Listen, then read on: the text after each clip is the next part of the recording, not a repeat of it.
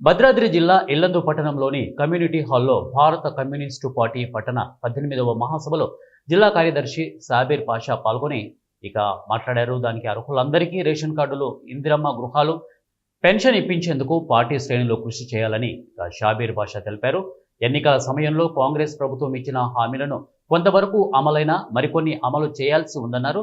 ఇల్లందు నియోజకవర్గానికి సీతారామ ప్రాజెక్టు పాత డిజైన్ ప్రకారం 1,25,000 ఎకరాలకు సాగునీరు అందించే విధంగా కృషి చేయాలని వారు తెలిపారు.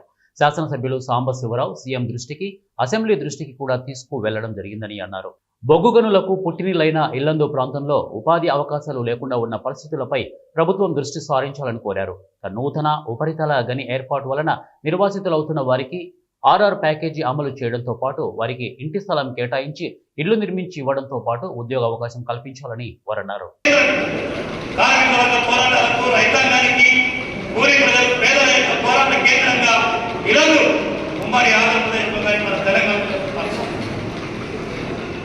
ఈ మట్టిలోనే తీవ్రమైనటువంటి ప్రతిఘటన కానీ ఈ ప్రాంతానికి అన్యాయం జరిగి సింగరేణి బొగ్గు పుట్టికల కేంద్రంలో ఉన్న ఇల్లందులో ఇవాళ ఉపాధి అవకాశాలు లేవు. ఇల్లందు ప్రాంతం అంతా నిర్వీర్యమైపోతున్న స్థితిలో గతంలో పోరాడి ఈ నూతన ప్రభుత్వం ఇవాళ ఇల్లందు సమస్య మీద ఆలోచన చేయవలసిన అవసరం ఉంది. ముందుగా సీతారామ ప్రాజెక్ట్ ఏదైతే ఉందో గతంలో అరేంజ్మెంట్ మార్చి రోడ్ల ద్వారా ఈ నియోజకవర్గానికి 1,21,300 ఎకరాలకు సాగునీరు నిధులను మార్చారు. ఈ నియోజకవర్గంలో టేకులపల్లి కానీ, ఇల్లందు కానీ, బయ్యారం కానీ, గార్ల కానీ దీనికి ఆనుకోనున్నటువంటి విరపాక నియోజకవర్గం